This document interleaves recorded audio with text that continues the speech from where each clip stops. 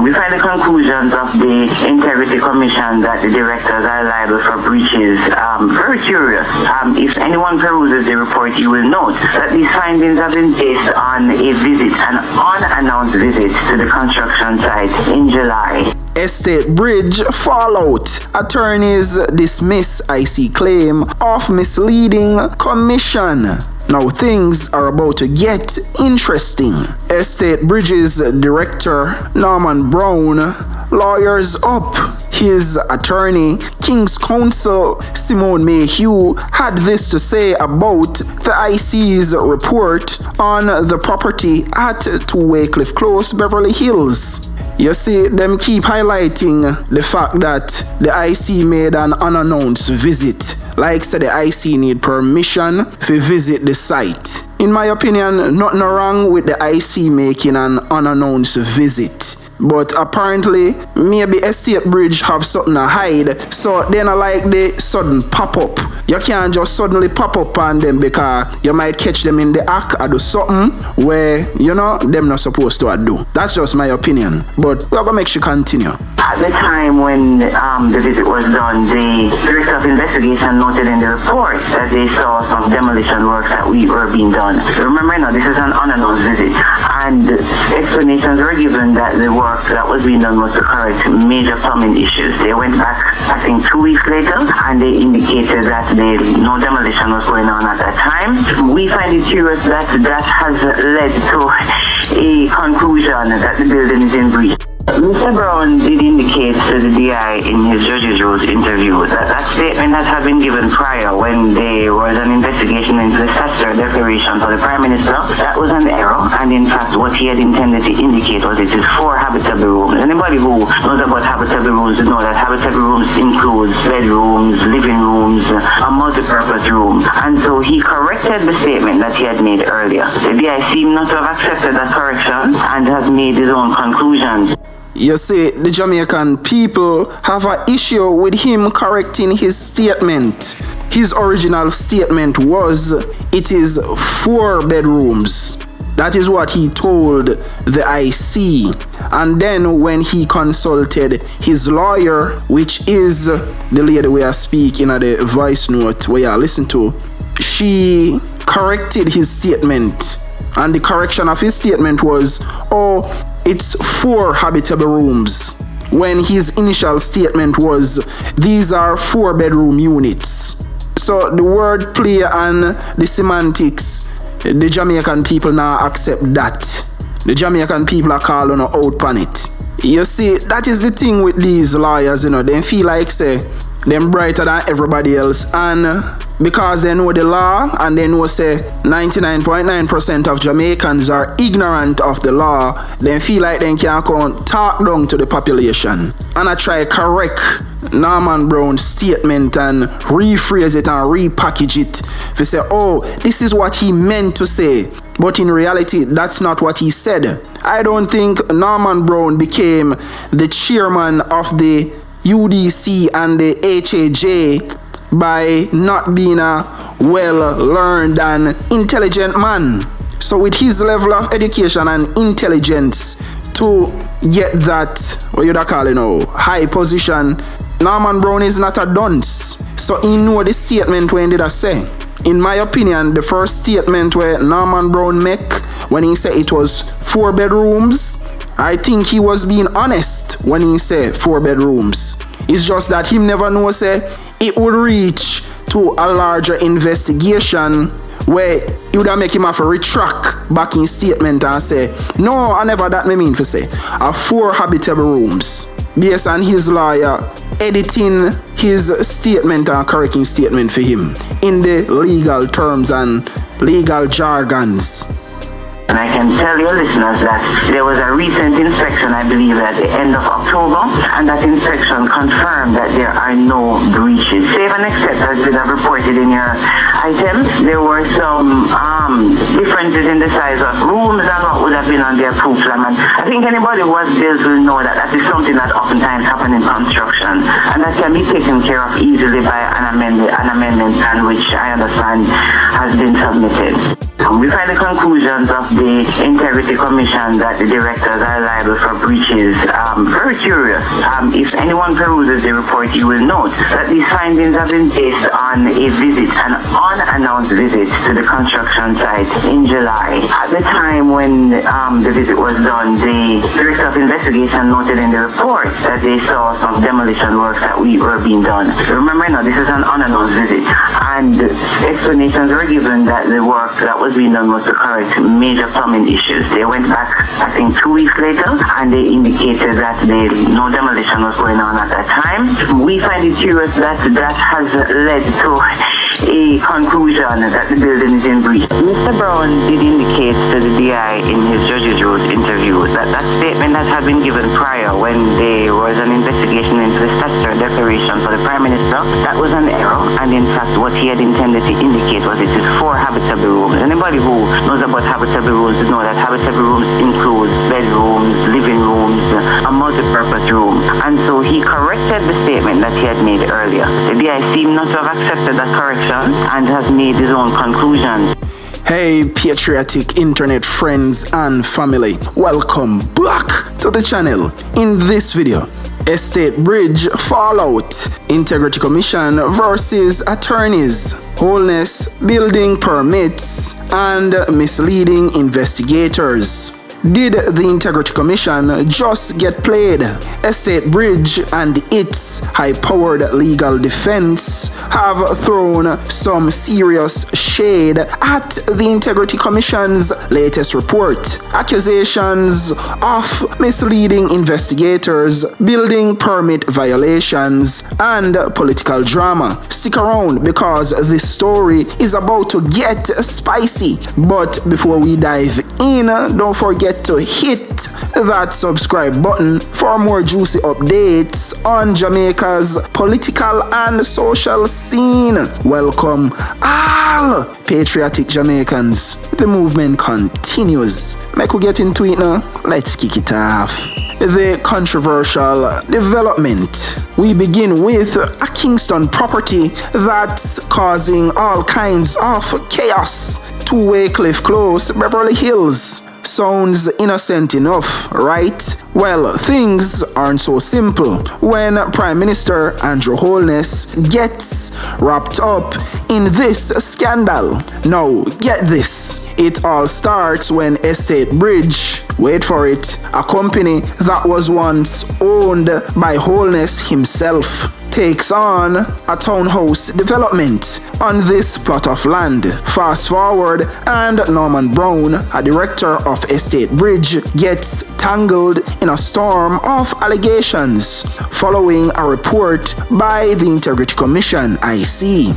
On July 10th, 2024, an investigation begins after claims surface about irregularities in the development and building approval processes. The property, now transferred to Estatebridge, was allegedly set up for 4 two-bedroom townhouses. But when inspected, things aren't quite as advertised. Here's the plot twist. The construction wasn't just 4 two-bedroom units. It was actually 4 four-bedroom townhouses. Total breach of the building permit. The drama unfolds. The IC's report versus Estatebridge's defense. Picture this. Now enter the Integrity Commission. On July 12, 2024, the IC inspects the development and immediately flags the breach. This is where the fireworks begin. According to the IC's report, the Kingston and St. Andrew Municipal Corporation, KSAMC, granted approval for the 2-bedroom townhouses, but what was built were 4 four-bedroom homes. A blatant violation of the Permit and the Building Act. And things don't stop there. The IC also claims that Norman Brown, one of Estatebridge's directors, misled investigators. In December 2023, Brown admitted that the development had 4-bedroom units. But when questioned later, he contradicted himself. Not a good look, right? And we know why he contradicting himself. Cue the arrival of King's Counsel Simone Mayhew, who represents Brown.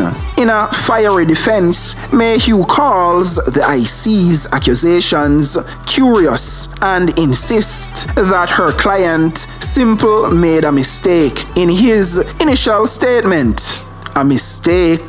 What you mean, really? You can almost hear the sarcasm dripping from Mayhew's words. She also questions the IC's conclusions, pointing out that as late as October 24, the KSAMC still signed off on the development as being compliant with the original permits. The fallout. The Integrity Commission's integrity questioned. Now, picture this. We get to the real heart of the conflict. The Integrity Commission suggests that the key players, including Norman Brown, deliberately misled investigators, intentionally changing their stories, a direct hit at Estatebridge and its directors. The IC claims that Brown's statements were inconsistent and aimed at throwing off the investigation. Meanwhile, Mayhew pushes back, claiming that these misleading statements were simply honest mistakes. Honest, nothing about this a project you're not honest. Moving right along. And it's not fair to crucify her client over them. You see, lawyers are wizards. They're wizards when it comes to wordplay and language manipulation. Adding fuel to the fire, the KSAMC, the very entity that approved the permits, has its own sets of problems. According to the IC, the KSAMC failed to ensure compliance with the building permit despite recorded inspections saying everything was fine. Fine, like literally. You can't make this up. Is the KSAMC guilty of turning a blind eye? Or is the IC just pointing fingers without all the facts? Will the Integrity Commission be able to stand firm against this heated legal battle? Or will Estatebridge expose major flaws in their investigation? Is this a case of political sabotage or just a series of unfortunate errors? Stick around because we're just getting started. Here's a summary of highlights and key points. 1. Estatebridge linked to Holness develops to Weycliffe Close, but construction exceeds approved plans. 2. Norman Brown, Estatebridge director, is accused of misleading the Integrity Commission after initial admissions and later contradictions. 3. King's Counsel Simone Mayhew defends Brown, calling the allegations curious and blaming the IC's conclusions. 4. KSAMC granted approval but failed to ensure compliance, raising further questions about oversight. 5. IC claims misleading statements and violations, while Mayhew insists it was just human error. Let's get into my breakdown, my reaction, and my commentary. As you can see, the breakdown and the reaction started from when the video started. The audio clip of King's Counsel Simone Mayhew is from Nationwide. Yeah, you can go check it out on the Nationwide News Network website. So in this news article from Nationwide News Network, the investigation was triggered following receipt of a report on July 10, 2024, alleging irregularities in the development and building approval processes relating to property owned by Prime Minister Andrew Holness. And this is from Nationwide. This is not my opinion. You hear that, comment scholar? So before you run in the comment section and talk about misleading and propaganda, this is from Nationwide. So them a say the property is owned by Prime Minister Andrew Holness. And we know say Prime Minister Andrew Holness offshore company, which is ADMAT. ADMAT is the company that transferred the property to Estatebridge. You're following? And Estatebridge, under the directorship of Sijia Anderson, which is the Prime Minister's sister, Norman Brown, who is the chairman of the UDC and HAJ, which falls under the Prime Minister's portfolio, and Holness's son, Adam Holness, had undertaken the development. The commission further highlighted attempts by key individuals to mislead investigators. It pointed to inconsistent statements from Norman Brown, a director of Estatebridge, who initially admitted in December 2023 that the development consisted of four-bedroom townhouses. He later contradicted this during a formal investigation. Yes, cause Brown run Goliath up, and now Brown's lawyer, King's Counsel Mayhew, say her client made a simple error in his initial statement. Look at that. And this is the thing with lawyers, thinking that all Jamaicans are dunce and we don't know what go on. According to the IC report, the KSAMC failed to ensure compliance with the building permit. Now here's where things start to get interesting. Though the KSAMC records indicated that the development had passed inspections. Pass inspection? How? The commission's findings revealed otherwise. So there is something between the KSAMC and Estatebridge, because the development project passed the KSAMC's inspections. We don't know how come them pass, but them pass for whatever reason. King's Counsel Mayhew questions the IC's conclusions, noting that up to October 2024, the KSAMC did assessments and indicated the development was in conformance with the permits and plans approved. What? Wait. Hold up. Wait, what? So you tell me, say, after the KSAMC did their assessments, they said the project development was in conformity with the building permits and the plans where the KSAMC approved? Yeah man, problem there afoot. Where there is smoke, there is fire. This is not a statement and this is not my opinion, but a big question mark. Was the KSAMC paid to look the other way?